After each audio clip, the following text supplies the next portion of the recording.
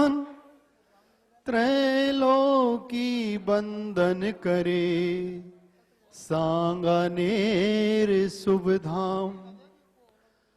आज का सत्प्रयास कल का दिव्य प्रकाश बनेगा। भक्तों का विश्वास आज अमर इतिहास बनेगा। गुरुवर का आशीर्वाद भक्तों को धन्य करेगा। गुणाए तन का गुण गौरव युग को जयवंत करेगा। गुणाए तन का गुण गौरव युग को जयवंत करेगा। धर्म बंधुओं, आज प्रातःकाल प्रवचन में मुनि श्री ने कहा था कि आज पर ही निर्भर है कि हमारा कल कैसा होगा, क्योंकि आज का सत्प्रयास ही कल का दिव्य प्रकाश बनता है। तो आज जान लेते हैं वो कौन लोग हैं जिन्होंने आज सत्प्रयास करके कल जो गुणायतन धर्म का दिव्य प्रकाश बनने वाला है उस महान कार्यक्रम से जुड़ने का प्रयत्न किया है।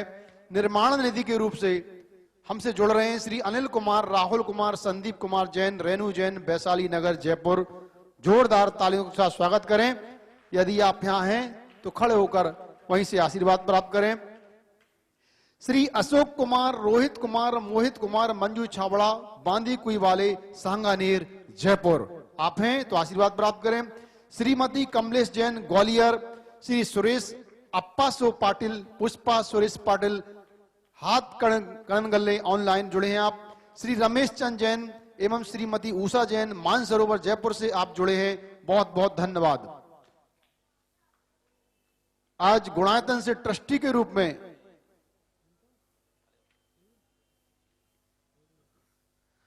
श्रीमती त्रिशला जैन, श्रीपाल जैन, भोपाल, आप ऑनलाइन निर्माण मित्र के रूप में जुड़े हैं। और श्री रतन लाल जी, शांति देवी पाटनी, हिमपाल से आप ऑनलाइन निर्माण सारथी के रूप में जुड़े हैं। और आज के सूत्रधार हैं श्री शांतिलाल जैन, स्वतंत्र लता Lohadia, Shastri Nagar, housing board, Jaipur. 50वीं tank वर्षगांठ, 50वीं वैवाहिक वर्षगांठ के उपलक्ष्य में आप सूत्रधार रूप में जुड़े हैं। बहुत बहुत धन्यवाद। यदि आप यहां पर हैं तो पधारें, आपका बहुत बहुत स्वागत है। पधारिए आप।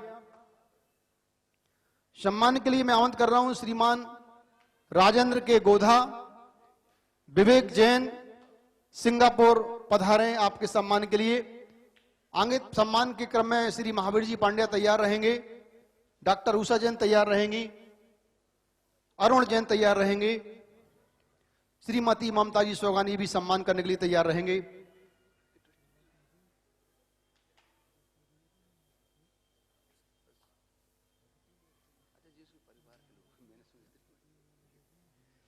चलें, पधारें। आप लोग जोरदार करतल ध्वनि के साथ सम्मान करें।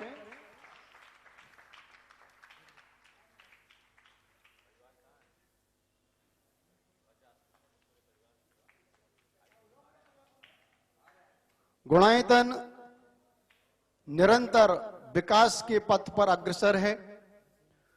गुणायतन से प्रतिदिन देश से श्रावक बंधु जुड़ रहे हैं। आपका विश्वास, आपका साथ गुणायतन परिवार का हौसला बढ़ा रहा है। और मैं अक्सर कहा करता हूं कि गुणायतन के आंगन में पड़ा हुआ हर पत्थर इस बात के लिए मचल रहा है कि कब वो छलांग लगाए और गुणायतन की दीवार में जाकर जुड़ जाए। आप भी अपना मानस बनाएं, मन बनाएं और आज ऐसा सत्प्रयास करें कि कल दिव्य प्रकाश बने। गुणायतन से ट्रस्टी के रूप में जुड़ रहे हैं श्री विजय कुमार, श्रीमती स्नेहलता जैन, श्री धर्मचंद, श्रीमती सरिता देवी जैन, श्री राकेश कुमार, श्रीमती ममता जैन। आपसे निवेदन है पूरा परिवार यहां पर पधारे।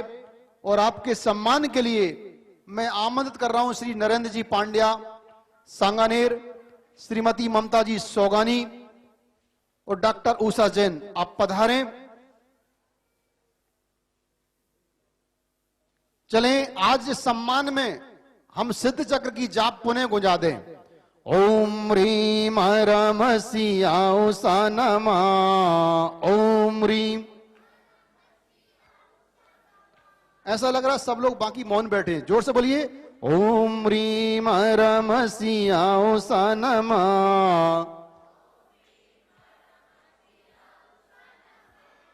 ओम ओम ह्रीम रम सियाऊ सनमा। ओम ह्रीम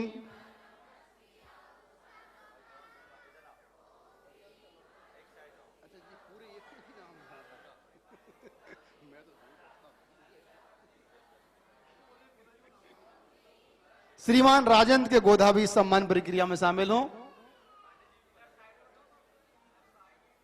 बोलिए ओम ह्रीम रम सी।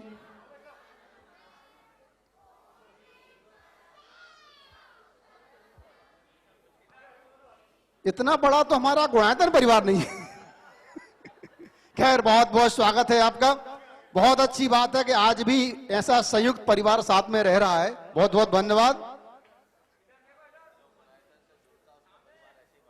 और जो गुणायतन से जुड़ता है उसका परिवार भी ऐसे ही बढ़ जाता है।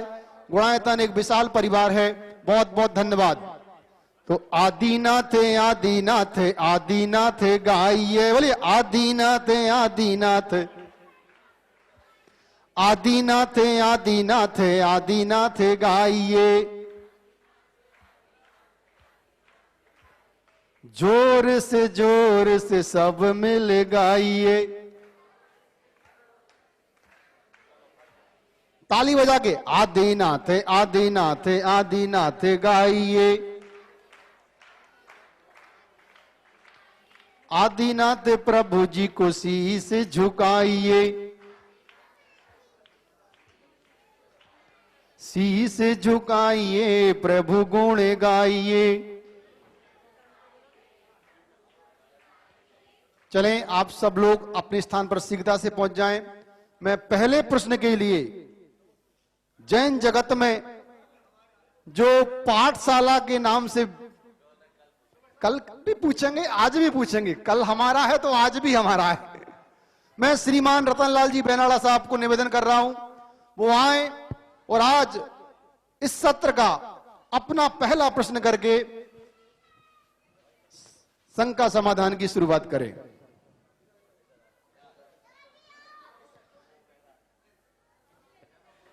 कैमरा वालों के साथ उसके बाद तैयार रहेंगे ऊपर से। हाँ। डॉक्टर आशीष जैन, श्रीमती विजयबाला बिंदु जैन, श्री ममता जी पहाड़िया। नमोस्तु महाराज जी। हम सभी के घर में वृद्ध माता पिता होते हैं। हम ये कैसे समझें कि इस समय इनको समाधि मरण कराने का समय हो गया, और अगर ऐसा मालूम पड़ जाए तो फिर क्या करना चाहिए? देखिए, समाधि मरण के समय को निर्धारित करना बहुत सहज बात नहीं है, क्योंकि किसी की आयु का ठीक ढंग से आकलन करने की व्यवस्था आज उपलब्ध कम है। लेकिन जैसे जैसे शरीर की शिथिलता बढ़ती जाए वैसे वैसे अपनी साधना को उग्र और प्रखर बनाना चाहिए। यदि कोई बीमारी हो और उसका इलाज है तो चिकित्सा करानी चाहिए, लेकिन इलाज के बाद भी बीमारी नियंत्रित न होती हो और कोई इलाज न दिखता हो तो समझना चाहिए अब मेरा समय आ गया। कुछ रिष्ट के लक्षण हैं, उनके आधार पर व्यक्ति की आयु का ज्ञान किया जा सकता है। जैसे एक प्रयोग मैं सबसे करने के लिए कहता हूं, सुबह उठो, आंख खोलो तो अपने दोनों कान में उंगली डालो, डाल के देखो। कोई सनसनाहट हो रही? हाँ, सनसनाहट हो रही? खैर है। जिस दिन सनसनाहट बंद हो जाए समझना 6 महीने के अंदर टिकट कट जाएगी। हाँ, ये पहचान बहुत अच्छी ये एक पहचान है, पर ऐसा मत समझना कि सनसनाहट बंद होने के बाद ही तुम्हारी हलन चलन रुकेगी। किसी किसी की अचानक भी हो जाती है, लेकिन रिष्ट में कि सनसनाहट बंद होना आयु के अवसान का प्रतीक है। नाक का टेढ़ा हो जाना, कान के पल्लवों को विचित्र प्रकार से घूम जाना, पानी में व्यक्ति को अपना प्रतिबिंब देखने पर चेहरा नहीं दिखना। रिष्ट समुच्चय एक ग्रंथ है, शायद उग्रदित्याचार्य या किन्हीं जैन, महान जैन आचार्य, यहां से छपा है, दुर्गदेव सिंह का, और वो अद्भुत ग्रंथ है। उसमें इस प्रकार के रिश्तों का लक्षण और फल बताया है। बेनाला जी एक बार जरूर अवलोकन करें। और अगर ऐसा लगे तो क्या करें? फिर गुरुओं के पास आ जाओ, और क्या। चलिए। डॉक्टर आशीष जैन, श्रीमती विजयबाला बिंदु जैन, श्रीमती ममता पहाड़िया, आप लोग क्रम से तैयार रहें। जो सामने आ जाओ, जल्दी जल्दी आओ। गुरुवर के चरणों में मेरा बारंबार नमोस्तु। गुरुवर, मेरा प्रश्न यह है कि मायाचारी जीव भी विनम्र होता है और सदाचारी जीव भी विनम्र होता है, तो इन दोनों के मध्य भेद कैसे किया जा सकता है? दोनों में भेद वैसा ही होता है जैसे कोई बाल ब्रह्मचारी होता है और कोई वैधव्य के कारण ब्रह्मचर्य लेता है। समझ गए? एक का व्रत उसके अंदर की स्वीकृति है और दूसरे का व्रत उसकी मजबूरी है। मायावी आदमी की सरलता उसकी मजबूरी है और सरल आदमी की सरलता उसके हृदय की अभिव्यक्ति है। तो कृत्रिमता हमेशा कृत्रिम होती है। सरल होना, बाहर से सरल होना महत्वपूर्ण नहीं है, हमारे मन का सरल होना सबसे महत्वपूर्ण है। कुरल काव्य में लिखा है, व्यक्ति की पहचान उसके बाहरी बर्ताव से नहीं, उसके आंतरिक अभिप्राय से करो। उसमें लिखा कि तुम्बुरा टेढ़ा होता है और वान सीधा होता है। तंबूरा तुम्बी का बनता है ना, तंबूरा टेढ़ा होता है और बाण सीधा होता है, लेकिन सीधा बाण घात करता है, हृदय का विघात करता है, और तंबूरा चित्त को निनादित करता है। वो टेढ़ा भी अच्छा है जो अंदर से सरल हो, और वो सीधा भी खराब है जो भीतर से कुटिल हो। डॉक्टर आशीष जैन, आगे तैयार रहेंगे श्रीमती मंजू पांड्या, श्रीमती श्रुति बज। महाराज श्री, शास्त्र का लक्षण क्या है? यदि शास्त्र लिपिबद्ध है वही शास्त्र है, तो जब शास्त्र लिपिबद्ध नहीं थे तो उस समय शास्त्र का स्वरूप क्या है? यत् हितम अनुशास्ति तत्शास्त्रम। जो हमारे, खड़े रहो, जो हमारे हित का अनुशासन करे वो शास्त्र है। हमारे गुरुदेव ने मूक माटी में साहित्य की परिभाषा लिखते हुए लिखा, जो हित से सहित हो उसका नाम साहित्य है। तो जो हमारे हित का अनुशासक हो, और वो कौन हो सकता है? तो आप तो पज्ञ हो। आप्त के द्वारा वीतरागी महान आत्माओं के द्वारा जो प्रतिपादित हो और जिसके अध्ययन अनुशीलन से हमारे जीवन का हित हो, वो शास्त्र है। तो शास्त्र वह नहीं जो लिपिबद्ध हो, शास्त्र वह है जो हमें शासित करे, अनुशासित करे, तो वह शास्त्र कहलाता है। शास्त्र शब्द की व्याख्या भी अगर इस तरीके से की जाए, ऐसे आप तो विद्वान हैं, और मुझे सुनकर बड़ी प्रसन्नता हुई कि डॉक्टर आशीष ने अपनी पूरी पीएचडी प्राकृत में लिखी है। ये बहुत ही अनुकरणीय पहल है। आज राज्यपाल से इन्हें डॉक्टरेट की उपाधि मिली है। इनके लिए आप लोगों की तरफ से बधाइयाँ होनी चाहिए, मेरी ओर से आशीर्वाद है। बहुत अच्छा काम। ऐसे प्राकृत के विद्वानों ने पीएचडी तो खूब की, लेकिन प्राकृत भाषा में पूरी थीसिस लिखने वाले मेरे ख्याल से ये दूसरे या तीसरे होंगे। दूसरे।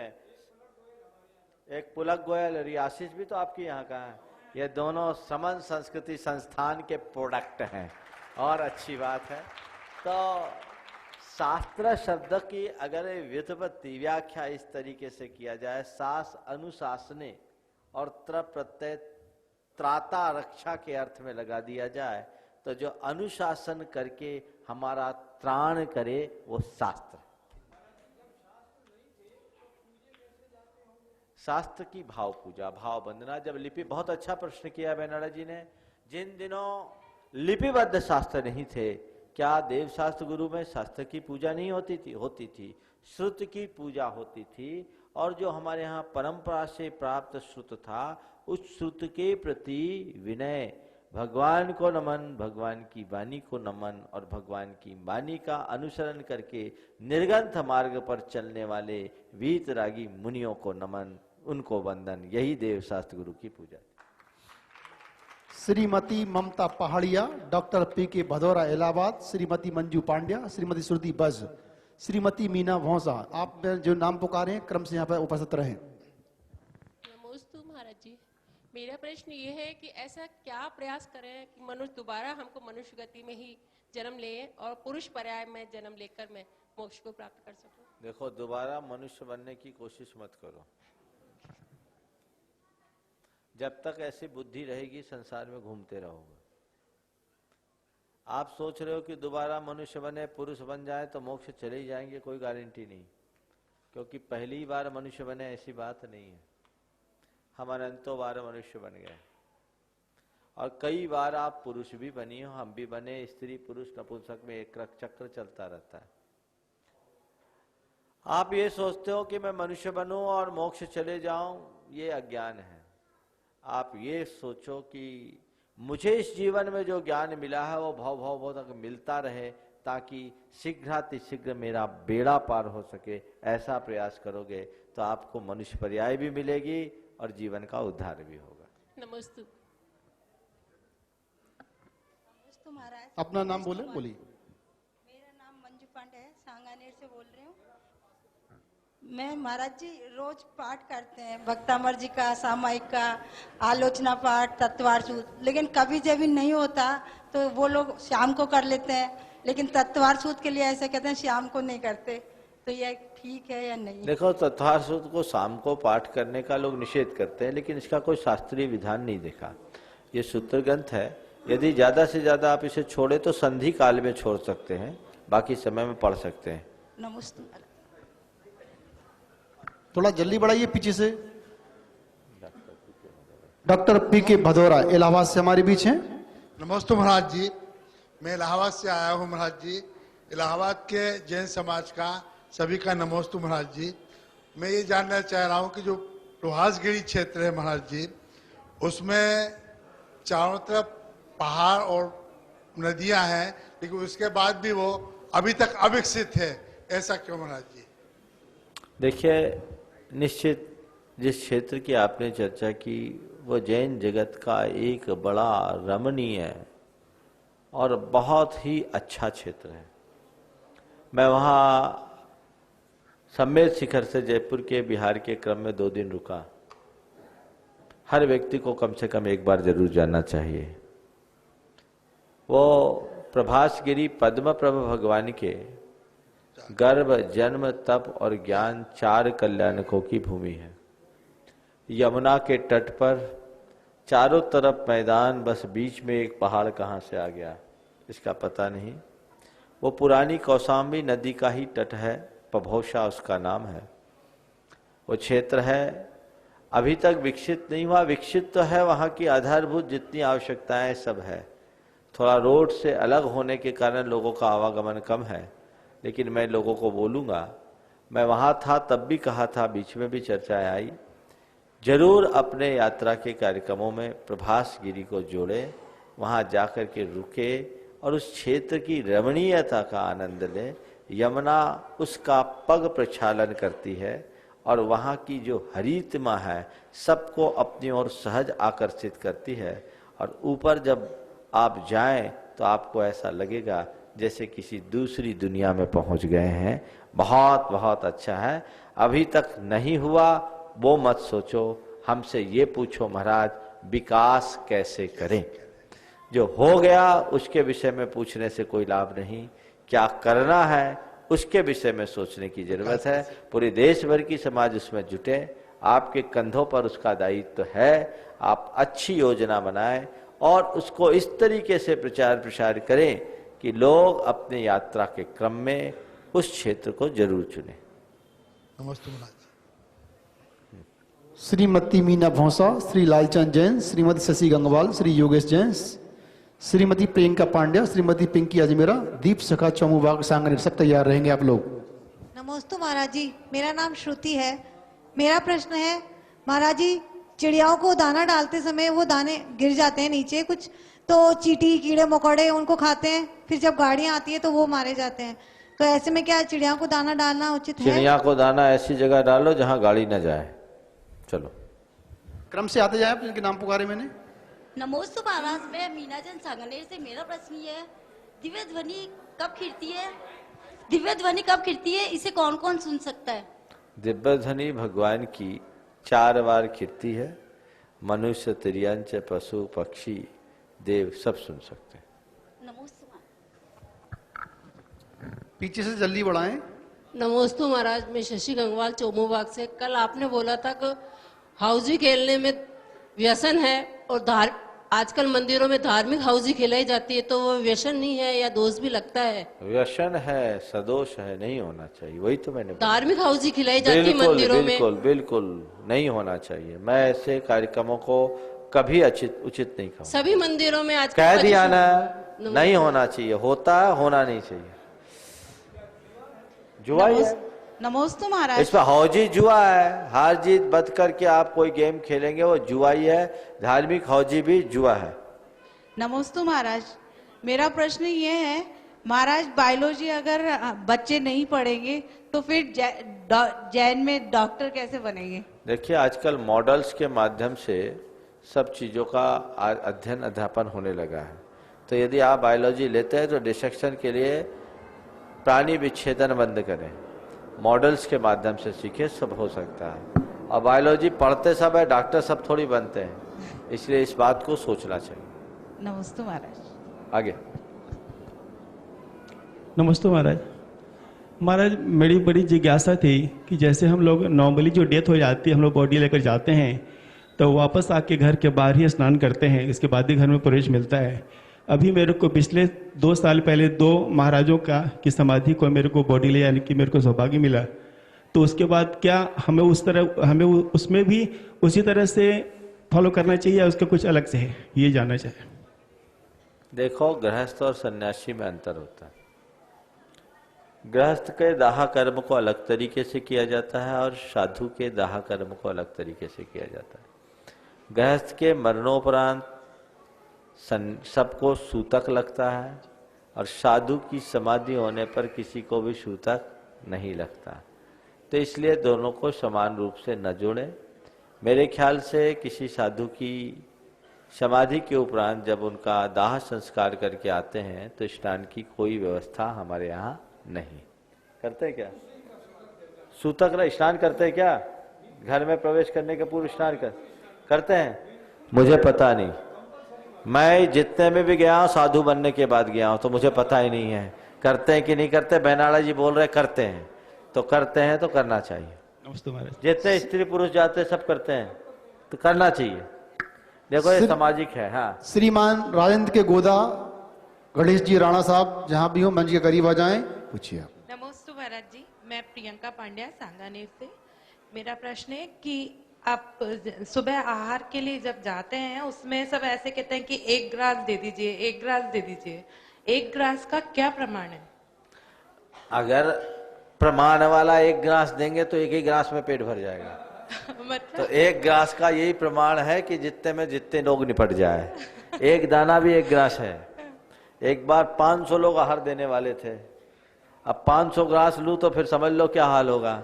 तो मैंने क्या किया, निराश किसी को नहीं करना। उसी दिन बिहार होना था, सब पंक्तिबद्ध होकर के आ रहे थे, तो मैंने क्या किया, 1 पापड़ लिया, इतना इतना टुकड़ा, 101 कोस में निपटा दिया। वो भी 1 ग्रास है, समझ गए? ऐसे ग्रास का जो प्रमाण है वो 1000 चावल के दाने का 1 ग्रास होता है। और मैंने एक बार उसको तौलवाया, 1000 चावल लंबे दाने का तौलवाया तो 167 ग्राम आया, और छोटे दाने के चावल को चलवाया तो 129 ग्राम आया। तो उतना कोई नहीं खा सकता, समझ गए? ऐसे मुनिराज जी के आहार का प्रमाण 32 ग्रास मुनि का और 28 ग्रास आर्यिका का बताया। चलिए। श्री लालचंद विजया कपिल बंदा नैतिक बाफना जैन किशनगढ़ निवासी जयपुर प्रवासी, आप निर्वाण निधि से जुड़े हैं और आगे आप तैयार रहेंगे विजय बाफना प्रश्न पूछने के लिए। नमस्ते महाराज जी, मैं पूछ रही थी कि जैसे गुरु किसे बनाए और जीवन में गुरु को बदला जा सकता है? देखो, गुरु कौन होता है? हाँ। उसे समझो।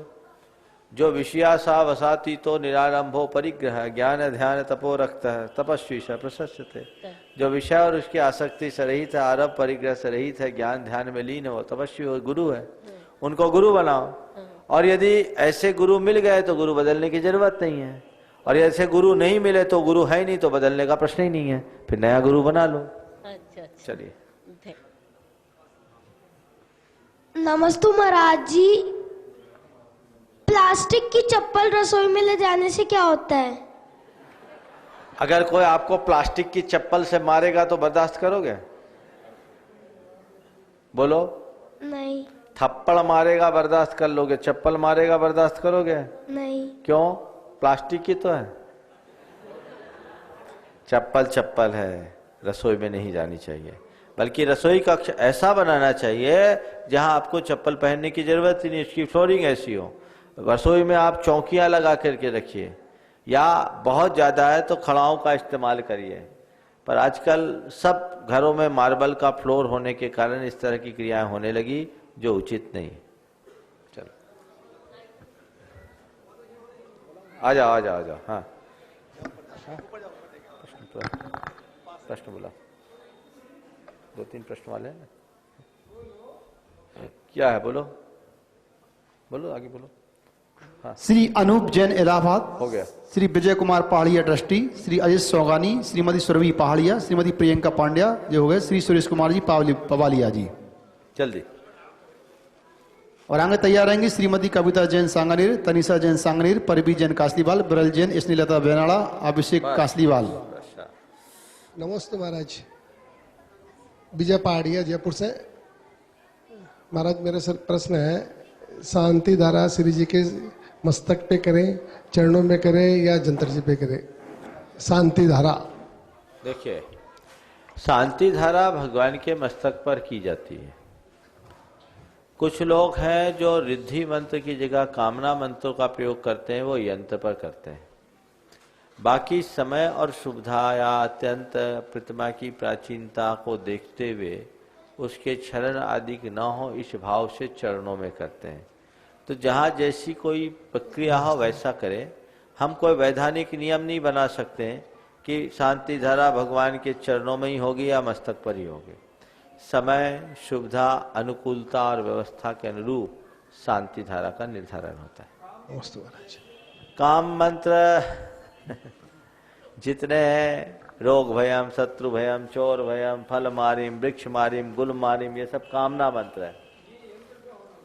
अब करते हैं लोग, हमने बचपन से ही देखा है। शांति धारा भगवान के मस्तक पर अब होने लगी। पहले तो कामना मंत्रों से करते थे तो यही कहा जाता था यंत्र पर करो, विनायक यंत्र पर, सिद्ध यंत्र पर करते थे। अब मस्तक पर करने लगे। तो उस तरह से मस्तक इति बृहत शांति मंत्रेण जिनाभिषेकम करोमि, आप लोग बोलते हैं ना, इति बृहत शांति मंत्रेण, यही शांति धारा है। भगवान के ऊपर करने में दोष नहीं, लेकिन कामना मंत्रों को मैं कम पसंद करता हूं। नमस्ते महाराज जी। महाराज जी, अवधि ज्ञान क्या होता है और अवधि ज्ञान कैसे प्राप्त? अवधि का मतलब होता है सीमा, और ज्ञान यानी ज्ञान बिना इंद्रिय और मन के एक सीमित क्षेत्र के वस्तु का जो प्रत्यक्ष ज्ञान होता है उसको बोलते हैं अवधि ज्ञान। वर्तमान में हम आपको किसी को अवधि ज्ञान नहीं है। हो सकता है, लेकिन कैसे हो सकता है? आगम्य मनुष्यों के लिए कहा गया संयम, संयमा संयम अथवा सम्यक्त के प्रभाव से हो सकता है। अब किसको होगा देखो। पंचम काल में निषेध नहीं है, लेकिन अभी कहीं उपलब्धता नहीं है।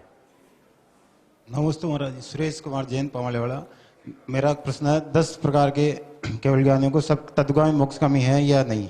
कौन? 10 प्रकार के केवल ज्ञानी सब मोक्षगामी है या अगले भाव में जाते हैं? 10 प्रकार के केवल ज्ञानी कौन हो गए भैया? श्रुत केवली, मुख केवली वगैरह। 10 कहाँ है? 10 कहाँ होते हैं? 7, 9 होते हैं। 9 है, 10 नहीं है। चलिए, सब केवल ज्ञानी मोक्ष जाएंगे श्रुत केवली को छोड़ के। श्रुत केवली जा भी सकते हैं, नहीं भी जा सकते। चलिए, 9 होते हैं। नमोस्तु महाराज। महाराज श्री, हम लोग नवरात्रा में मानते नहीं है माता जी वगैरह पूजना, लेकिन हमारी गुड़िया को आसपास में खाना खाने बुलाते हैं, तो भेजना सही है क्या?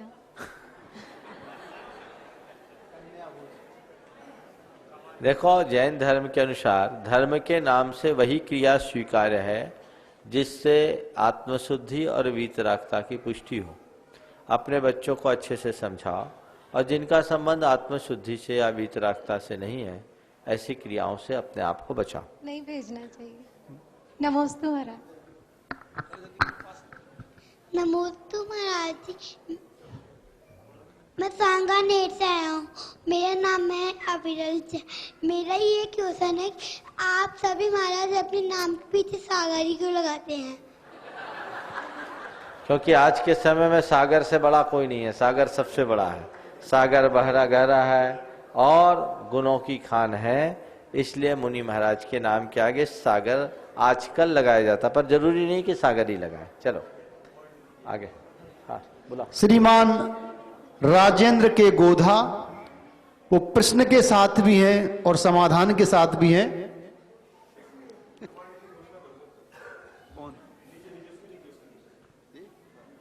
श्री लालचंद विजया कपिल वंदना जैन, किशनगढ़ निवासी, तिलक नगर, जयपुर। आप निर्माण निधि से जुड़ रहे हैं, बहुत बहुत धन्यवाद।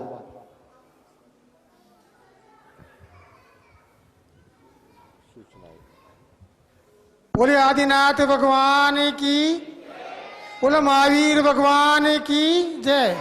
बोले परम पूज्य आचार्य विद्यासागर जी महाराज की, मुनि बंगो सुधासागर जी महाराज की जय। मुनि प्रमाण सागर जी महाराज की, मुनि विराट सागर जी महाराज की। बंधुओं, मैंने जो इतने सारे नाम लिए हैं उसके पीछे एक बहुत बड़ा कारण है कि हमें एक बहुत जयपुर से एक यात्रा शुरू करनी है, और वो यात्रा परम पूज्य मुनि प्रमाण सागर जी, विराट सागर जी के साथ जयपुर से महावीर जी के लिए। और यात्रा केवल साधारण यात्रा नहीं है, वो एक बहुत बड़ी रथ यात्रा के साथ, जिसमें सैकड़ों हजारों लोग साथ जाएंगे, उसका कार्यक्रम का अंतिम रूप दिया गया है।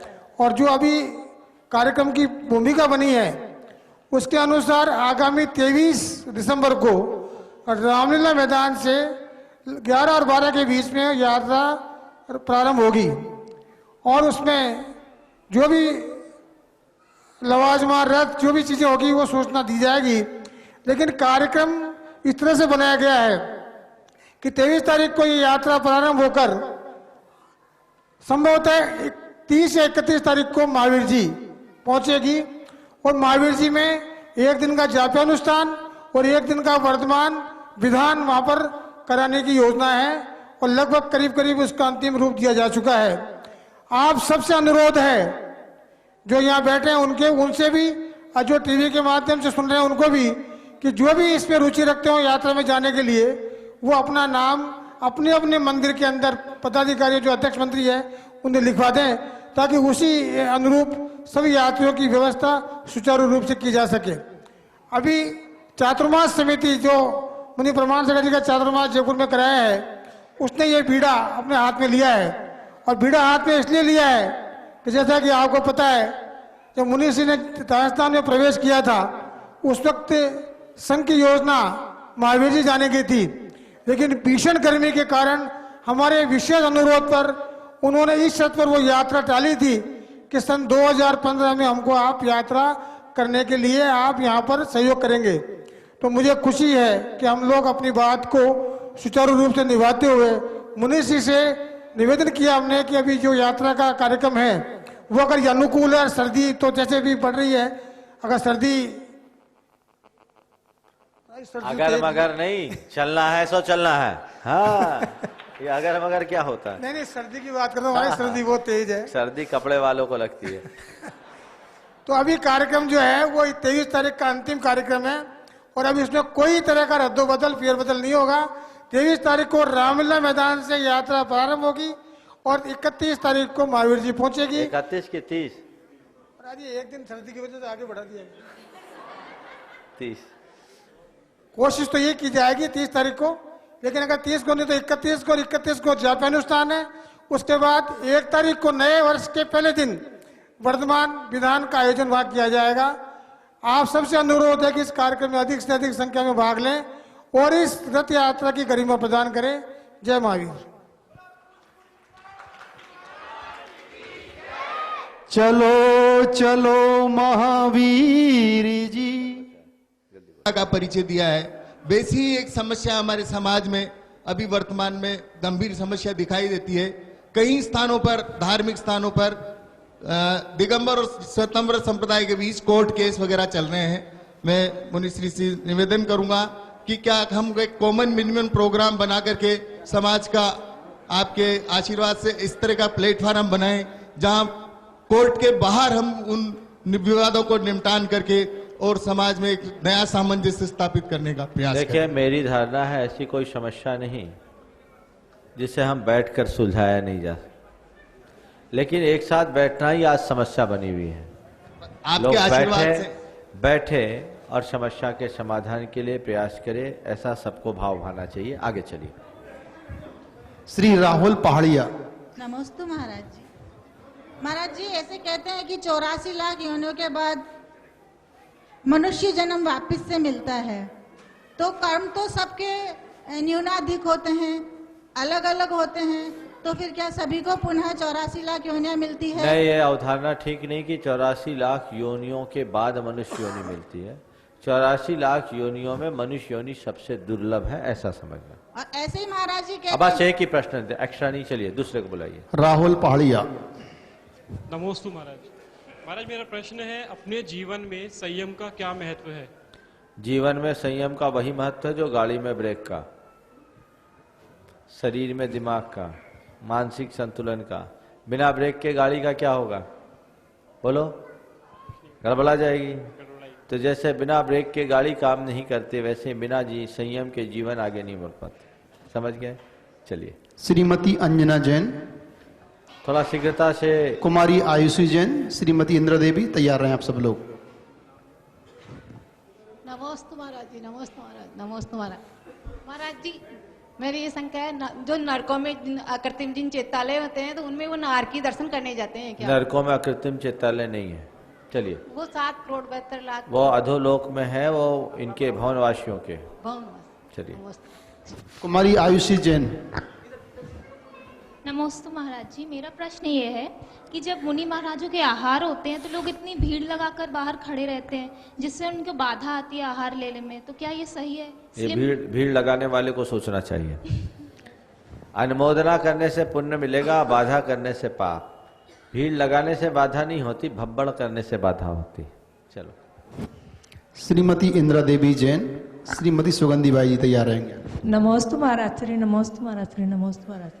महाराज श्री, मेरी एक समस्या ये है कि जैसे मैं प्रतिमा लेना चाह रही हूँ, पर कुएं के पानी की वजह से प्रतिमा नहीं ले पा रही, और ये भी समझते हैं कि जब तक संवर नहीं होएगा, जब तक आश्रय तो चलता ही रहेगा, तो हम बहुत ज्यादा मन छटपटा रहा है, मतलब प्रतिमा। देखो, कुएं के पानी का बहुत अच्छा सॉल्यूशन टाँके के पानी का आया है, और अगर आपका अपना मकान है, ऐसी व्यवस्था है, तो टाँका बना लो। और टाँके के पानी में तो एक और सुविधा है कि बरसात के पानी को आप एक जगह से दूसरी जगह ले जाओ, कितने दिन के लिए, तो खराब नहीं होगा। तो ये आप कहीं बाहर भी जाओ तो अपने साथ अपना पानी एकदम एयर टाइट डब्बे में ले जाओ, आपका काम हो जाएगा। ये व्यवस्था बनाओ और प्रतिमा शीघ्र लो। श्रीमती सुगंधी बाई जी, श्रीमती मुन्ना देवी, श्री राकेश पाउडू तैयार रहे। नमोस्तु महाराज श्री। नमोस्तु महाराज श्री। नमोस्तु। हम महाराज जी रायपुर से सुगंधी जैन। हम रायपुर से सुगंधी जैन हैं। हमारा प्रश्न है महाराज जी की, हम प्रतिमा 5 ले रखे हैं, पर कहीं कहीं कुएं के पानी की बहुत परेशानी, जैसे बोरेंगे आप अभी बता दिया महाराज जी, जीवानी तो जा सकती, पर मशीनों से निकलता है जो वो नहीं चलेगा, वो बस वही हमारी शंका नहीं चलेगा। चलिए। श्रीमती मुन्ना देवी।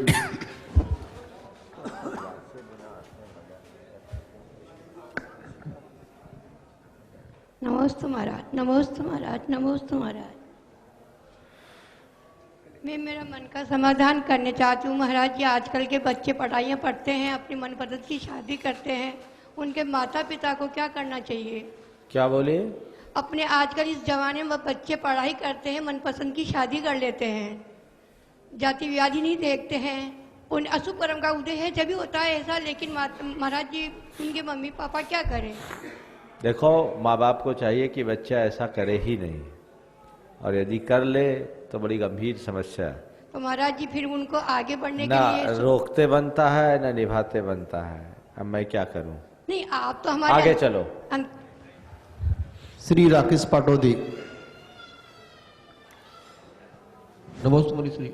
मुनिश्री, आजकल जैन समाज में अधिकांश लोग मल्टीविटामिन, मल्टीमिनरल, एंटीऑक्सीडेंट और विटामिन बी कॉम्प्लेक्स का उपयोग कर रहे हैं। इनमें अभी तक ग्रीन कलर का निशान आता था, जो कि वेजिटेरियन का प्रतीक माना जाता है। लेकिन आजकल विगत 2 महीने से देखा जा रहा है कि इन सारे प्रोडक्ट में लाल रंग का निशान आ रहा है, जो कि नॉन वेजिटेरियन का प्रतीक होता है। तो ऐसे में हम लोगों को क्या करना चाहिए? शंका का सवाल। नहीं लेना चाहिए, जिन दवाइयों में नॉन वेज नहीं लेना चाहिए। ऐसे डॉक्टर सुहास शाह ने अभी मुझे बताया, एक रागी अनाज होता है, उसकी रोटी बनती है, उससे B12 और B कॉम्प्लेक्स दोनों की पूर्ति होती है। तो बहुत सारी चीज़ें हैं जो आयुर्वेद में उपलब्ध हैं, हमें उनके आयुर्वेदिक विकल्प लेना चाहिए। चलिए। श्रीमती सरोज सिंघई, कुमारी आस्था जैन, श्री मिनुहर सोरा। नमोस्तु महाराज जी, नमोस्तु महाराज जी, नमोस्तु महाराज। एक ही बार नमोस्तु कह दिया करो, 3 बार रास्ते में कहना। हाँ बोलो। मेरा प्रश्न ये है कि नित्य निरोध वाला जीव ऐसा कौन सा पुरुषार्थ करता है जिससे वो इतर निरोध में आता है? ये उसका भवितव्य होता है। आगे चलिए, कई बार इसका उत्तर दिया। कुमारी मीन हरसोरा, श्रीमती सुशीला जी कासलीवाल। नमस्ते महाराज जी, मैं आस्था जैन चौमू बाग से आई हूँ। मेरा प्रश्न ये है कि यदि हम आगे चलकर बायोलॉजी सब्जेक्ट लेते हैं तो क्या उसमें जीव हिंसा का दोष लगेगा? निश्चित लगेगा। आज ही एक सज्जन ने मुझसे प्रायश्चित मांगा, मत करना। नमस्ते। श्रीमती सुशीला कासलीवाल। नमस्ते गुरुदेव। गुरुदेव, मेरी शंका है, आत्माएं अजर अमर है और हर गति में आत्माएं पाई जाती है, तो क्या आत्माओं की गणना हुई क्या कभी? आत्मा अनगन है, अनंत है, कोई को काउंटिंग करने की फुर्सत ही नहीं है, कैसे करेंगे? चलो, ऐसे सर्वज्ञ भगवान की वाणी में मध्यम अनंतानंत जीव की संख्या है। चलिए। श्रीमती उषा सेठी। नमस्ते महाराज जी, मेरा नाम सुशीला कासलीवाल है, मैं सांगानेर से आई हूँ। महाराज जी, हम महिलाएं ऐसा क्या करें कि जो समाज में धर्म की प्रभाव ना बढ़े? महिलाएं ऐसा क्या करें कि समाज में धर्म की प्रभाव ना पड़े? महिलाएं जाग जाए तो आधी दुनिया तो महिलाओं की है। आप लोग अपने जीवन में धर्म करो, धर्म की प्रभावना अपने आप बढ़ जाएगी। आप खुद धर्म का आचरण करो, धार्मिक संस्कारों को प्रमुखता दो, अपने परिवार में धर्म के वातावरण को बनाओ और जितना बन सके धार्मिक कार्यों में और समाज के कल्याणकारी कार्यक्रमों में अपना समय, शक्ति और संसाधनों को नियोजित करो। यही धर्म प्रभावना का वास्तविक आधार। पुण्य श्री प्रामाणिक ऐप पर श्री बरणी दिगंबर जैन गुरुकुल के अधिष्ठाता ब्रह्मचारी जिनेश जी पूछ रहे हैं कि महाराज जी, आज के प्रतिष्ठाचार्य प्रतिष्ठा में ऐसा क्या करें कि सांगानेर वाले बाबा की मूर्ति में जो जीवंतता है वो हर प्रतिष्ठित प्रतिमा में आए? देखिए, प्रतिमा की प्रतिष्ठा एक सामान्य बात है, लेकिन उसमें जो उसका प्रभाव होता है उसमें 3 लोगों की केंद्रीय भूमिका होती है। एक है कारापक, दूसरा है प्रतिष्ठाचार्य और तीसरा है सूर्य मंत्र प्रदाता। कारापक यानी जिसने मंदिर बनाया, जो प्रतिष्ठा करा रहा है। भैया ये देखो, ये मशीन बंद करवाई सामने। सूर्य मंत्र जिसने दिया, जो प्रतिष्ठा करा रहा है वो कारापक कहलाता है, मंदिर बनाने वाला। उसकी भाव शुद्धि इसमें बहुत बड़ा निमित्त बनती है। दूसरा है प्रतिष्ठाचार्य। प्रतिष्ठाचार्य जितना ज्ञानी, मंत्रवेद, त्यागी, संयमी और साधक होगा, उसकी विधि उतनी उन्नत होगी। और तीसरा है उस प्रतिष्ठा का मंत्रदाता, सूर्य मंत्र प्रदाता, आचार्य या मुनि। वे जितने उत्कृष्ट साधक होंगे, प्रतिष्ठा में उतना प्रभाव पड़ता है। चलिए। पूज्य महाराज के चरणों में मेरा शत वंदन। महाराज, मैं आपके कुछ ज्वलन समस्याओं के ऊपर आपका ध्यान आकर्षित करना चाहती हूँ। आजकल समाज में 4 चीजें बहुत ऐसी चल रही हैं। एक तो रेस्टोरेंट और होटल्स, एक हॉस्पिटल्स और एक डायग्नोस्टिक सेंटर्स और एक अंग्रेजी मीडियम के स्कूल जो हर गली में 3-4 खुल रहे हैं। इनमें पैसा भी बहुत ज़्यादा वेस्ट होता है और क्वालिटी उतनी अच्छी नहीं मिलती। तो इसमें डायग्नोस्टिक सेंटर्स में भी आदमी खाता है कुछ और फिर बीमार होता है, फिर उसको डायग्नोस्टिक सेंटर्स पे जाना पड़ता है, फिर हॉस्पिटल में जाना पड़ता है, बहुत सारा पैसा बर्बाद होता है।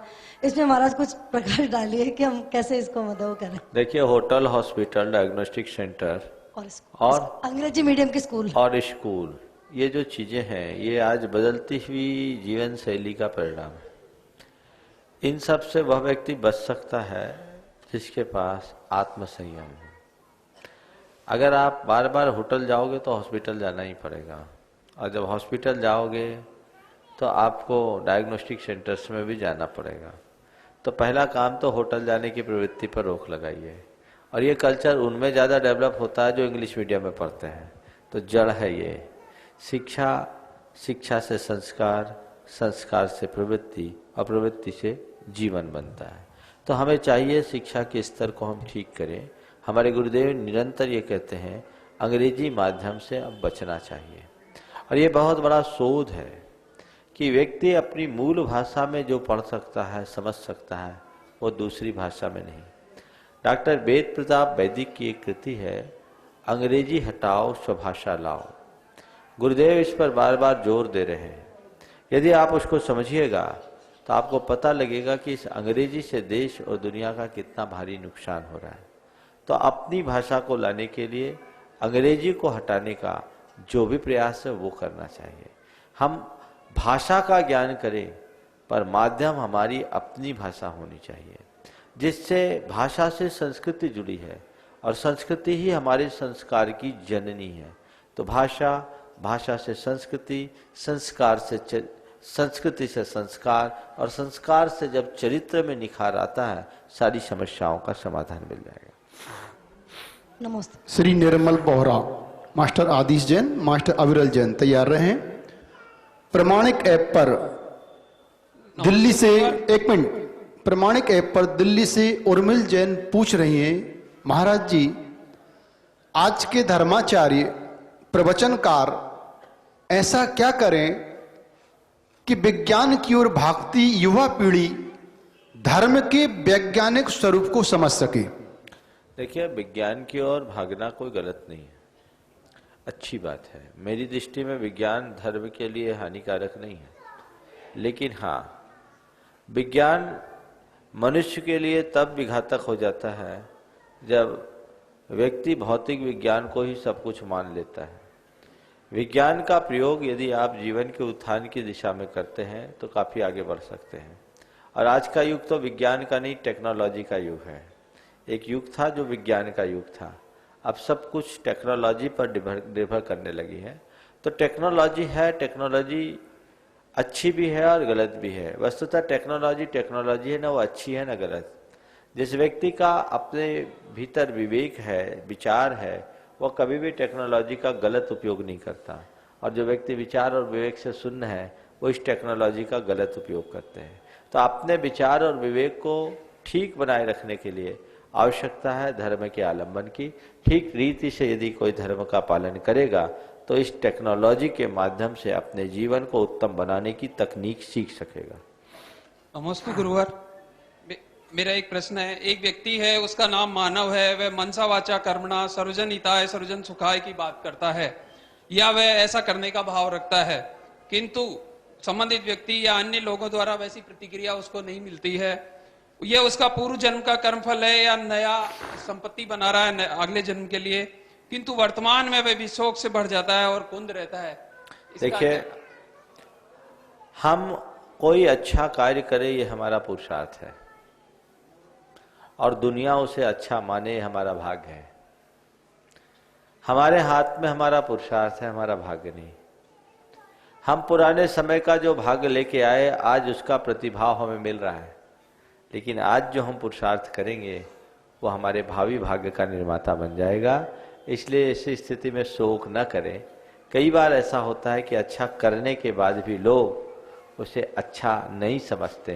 मैं आपसे ये कहता हूँ, लोग मुझे अच्छा समझे इस ख्याल से अच्छा मत करें, हम अच्छा बने इस भाव से अच्छा करें, सब कुछ अच्छा होगा।